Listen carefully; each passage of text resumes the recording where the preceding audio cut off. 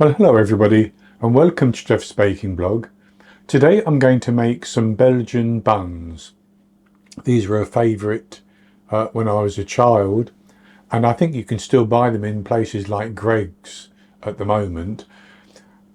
I don't actually think they originate necessarily from Belgium, but the Belgians do have a similar bun which they call a Swiss bun, I think.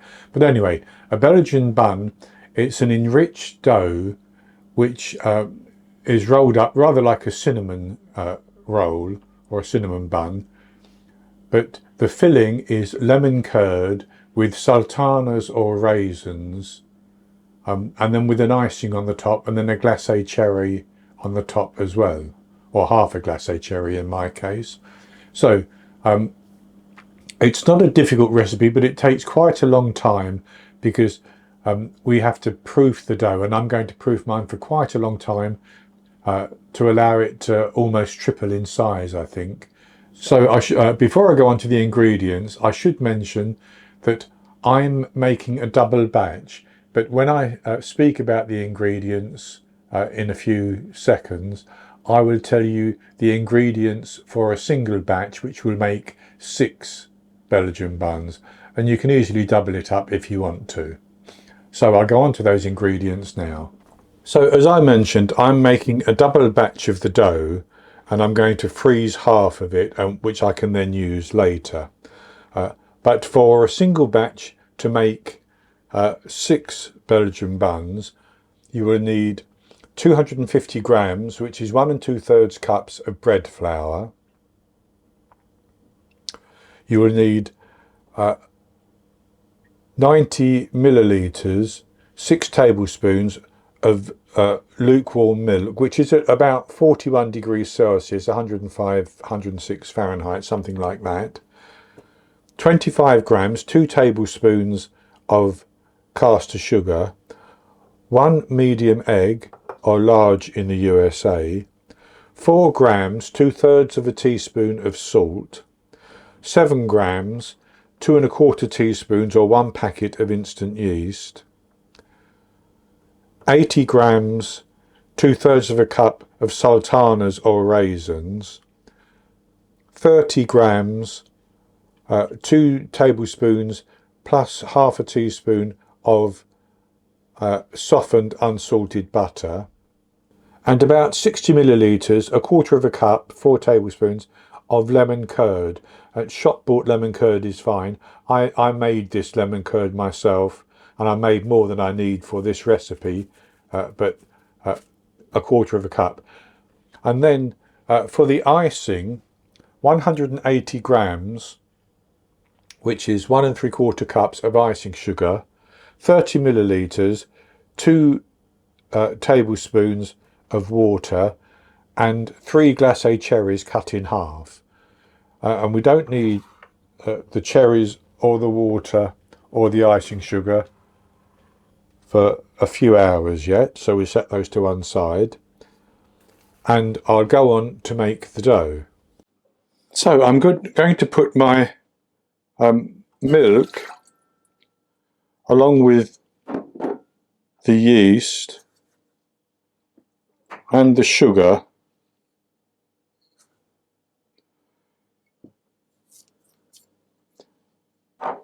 and the egg into the bowl of my stand mixer, and I'm just going to mix those to get those combined.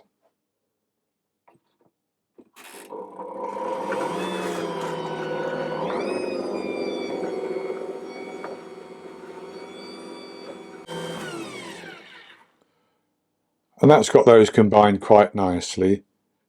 There's actually a little bit of yeast left in my jug. You may think there's quite a lot of yeast in this, at 7 grams for 250 grams of bread dough, but it's going to help it rise. You can reduce the amount of yeast if you want to, but then you would have to proof for longer because you still want to get the same amount of rise.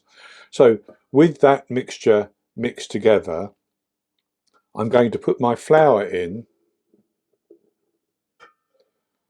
and my salt, and I'm going to give those a quick mix until it turns into a shaggy dough.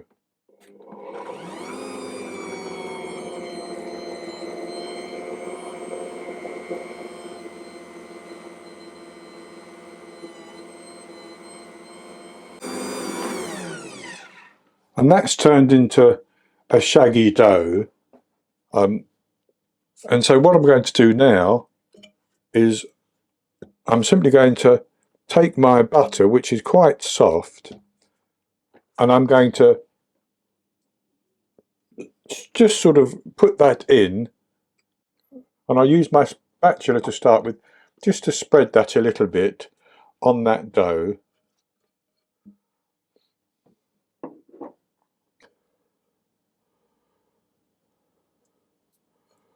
Just like that.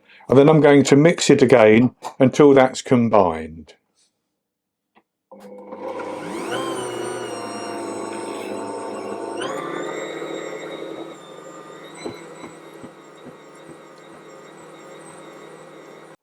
And that got combined quite nicely. So then I'm going to knead that for about 12 minutes, 10 to 12 minutes, until I have a nice, smooth and quite stiff but elastic dough.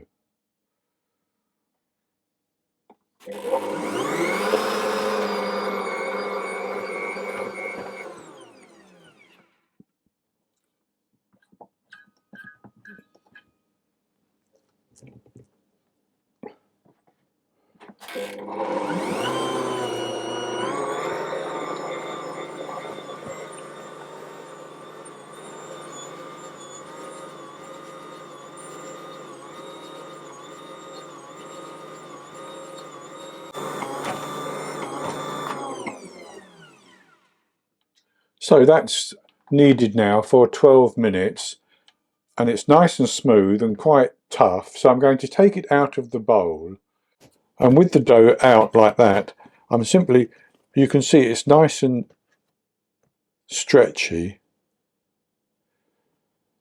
and I'm going to form it into a ball.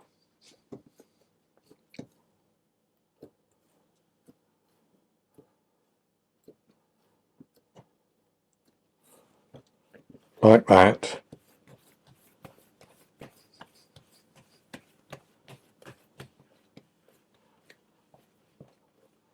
Nice and tight. And then I'm going to put that into a lightly greased bowl. And I'll put it down, top side down, just to grease the top. Like that. And then I'll turn it over and put it in the bowl. And I'm going to cover that and leave it in a warm place until it has tripled in size.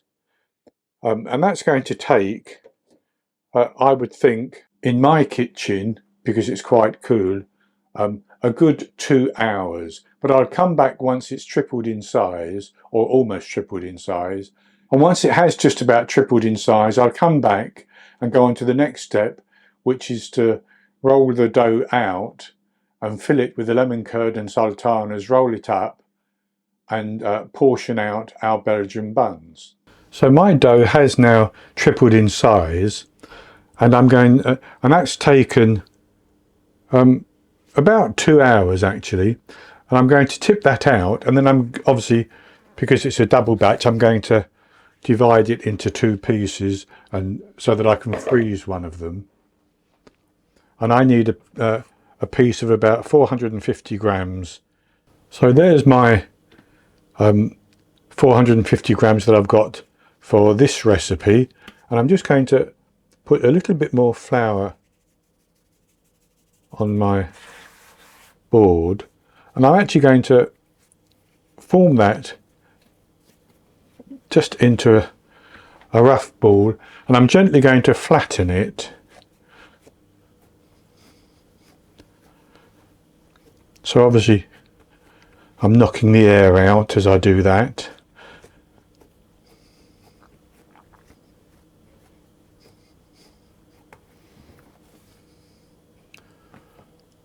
And I don't want to overwork it particularly, but I want to roll it into a rectangle. And as near as I can, I'm going to try to get it to be about about 16 inches by 12 inches, which would be 40 centimetres by 30 centimetres.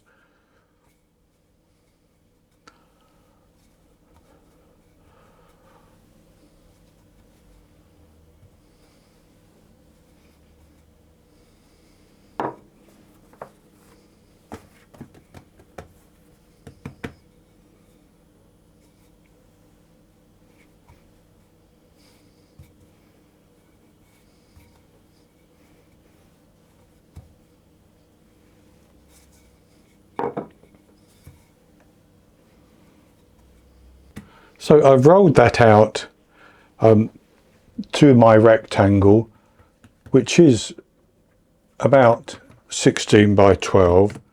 It doesn't have to be exact. So what I'm going to do is I'm going to take my lemon curd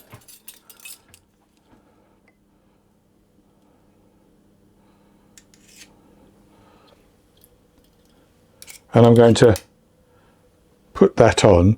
As I said, I'm going to use 45 to 60 millilitres, which is up to about a quarter of a cup. You can use as much or as little as you want, and I'm going to spread that over the surface, but I'm not going to, this bottom edge here, I'm not going to put lemon curd on about 1 inch of that, because that will be the seal when we roll up the Belgian buns. So just a nice thin layer all over.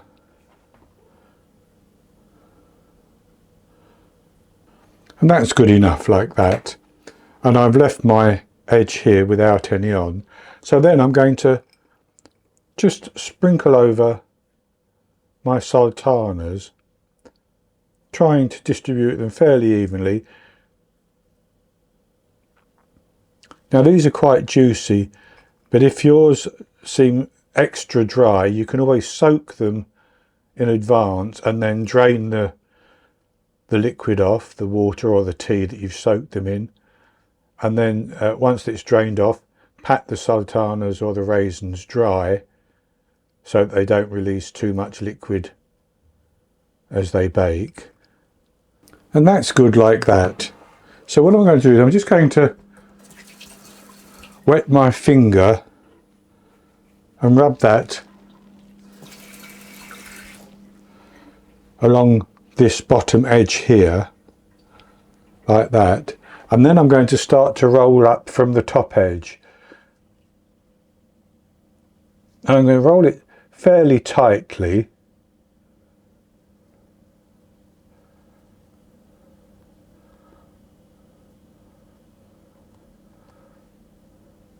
But I'm going to do it slowly so that I get the sultanas distributed nicely.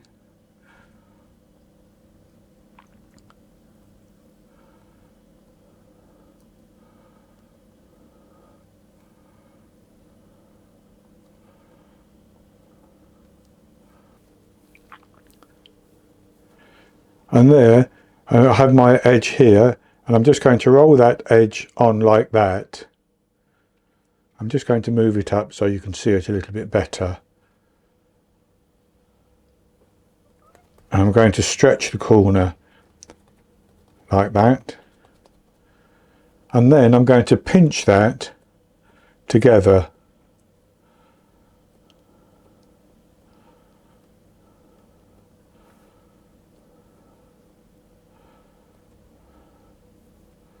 All the way along. Like that. I'm actually going to chill that just for 15 minutes.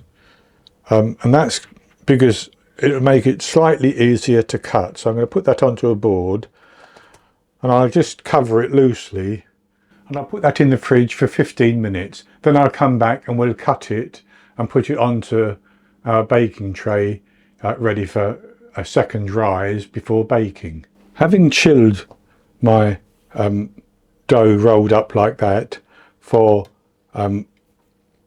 15 minutes, I've marked about equal spaces so that I can cut out 6.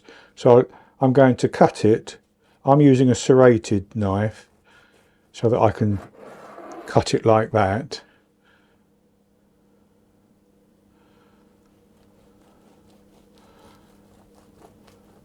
Trying to maintain the shape. If I use a knife and press down,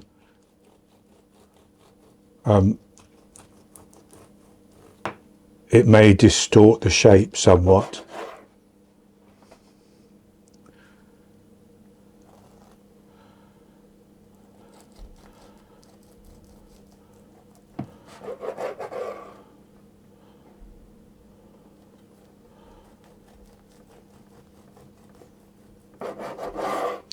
So with my 6 pieces cut out, I've actually just dotted my baking tray. I've lined that with a silicone mat, but you can use parchment paper. But I've made positions for each of the 6. So I'm going to put them onto the tray.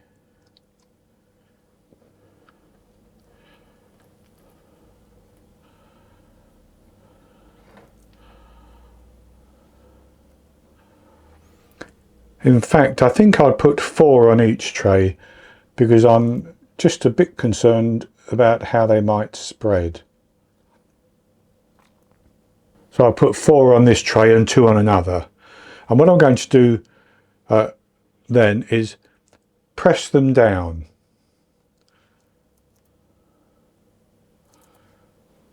Hopefully into a nice little round.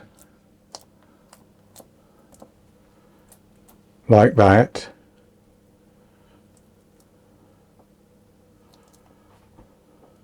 And I actually had a bit of a rethink. While I was using 2 trays, I thought I might as well put 3 on each. And I'm going to cover those now with some lightly greased plastic wrap. And I'm going to leave those to rise again until they're nice and puffy. Again, because of the temperature in my kitchen, that's going to take an hour and a half to 2 hours. But as that time comes to an end, I'm going to preheat my oven to 200 degrees Celsius, 180 Celsius with a fan, 390 Fahrenheit. And at that time, I'll also put a tray in the bottom of the oven because I want to pour some boiling water into that tray to create steam as they bake. And that will help with the rise and help to keep them nice and soft as they bake. So I'll come back once these have risen and they're ready to go into the oven. So it's been coming up for 2 hours and these have puffed up quite nicely, and if I press one, it begins to spring back, but then it leaves a dent. So they are nice and puffy. I'm going to put those into the oven, and as soon as they go into the oven, I'm going to pour some boiling water into the tray which is already in the oven, and that's going to help to steam them as they bake. And I'm going to bake them for 17 minutes, and they should rise up quite nicely. Then as soon as they've baked for 17 minutes, I'll take them out of the oven and put them onto a wire rack, and I'll come back and make the icing and then put the icing and the cherry on the top.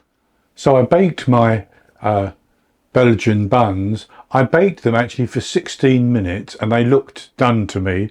So I tested the temperature and that seemed to be confirming it. So I've taken them out of the oven and this is what they look like. So I put them onto a wire rack, and they're still hot, and while they're hot I'm going to put my icing on, but first we need to make the icing. So I take my icing sugar and I pour in my 30 millilitres of water, and I'm going to stir that round until it's nice and thick. Now I should say you can make the icing whatever consistency you want, and you can make as much or as little as you want as well.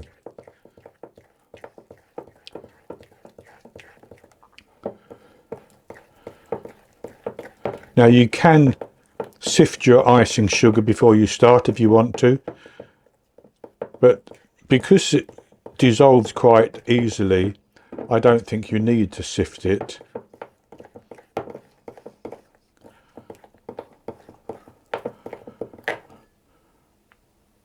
And that's quite a good consistency, I can see that.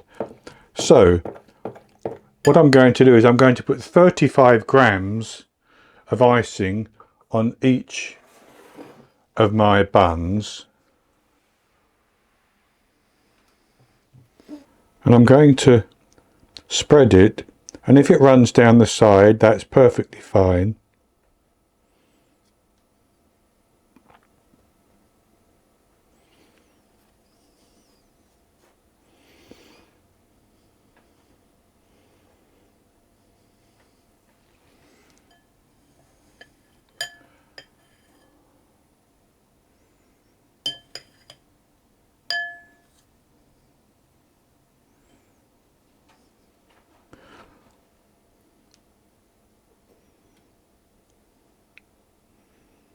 And with the icing on, I'm going to take my cherries and I'm going to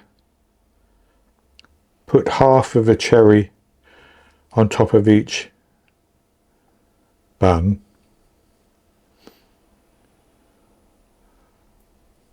Like that.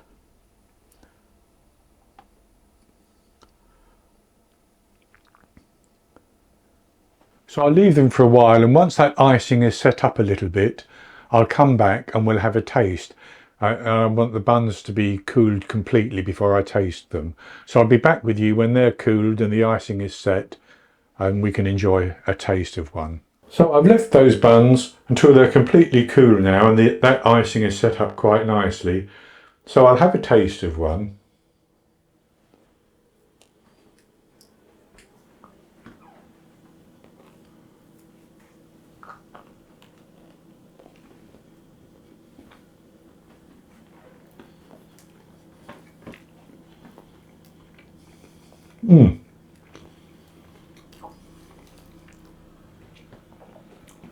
Very, very good indeed. You get the sweetness from the icing, the dough is lovely and soft, and then you get tartness from the lemon curd as well as the bite from the sultanas. So these are easy to make, really, but they take quite a bit of time because you leave them to rise, as I did, for 2 hours, and then just about 2 hours again, really, before baking them. But it's worthwhile because they're very, very tasty. So that's going to be it for this recipe. I hope you've enjoyed it, and if you have, please give me the thumbs up below and click to subscribe to my YouTube channel. In the top right hand corner of the screen there'll be an eye that you can click on, and that will take you to a link for the recipe, and I'll put a link below the video as well, and I'll be back with another recipe in the very near future. So until then, happy baking.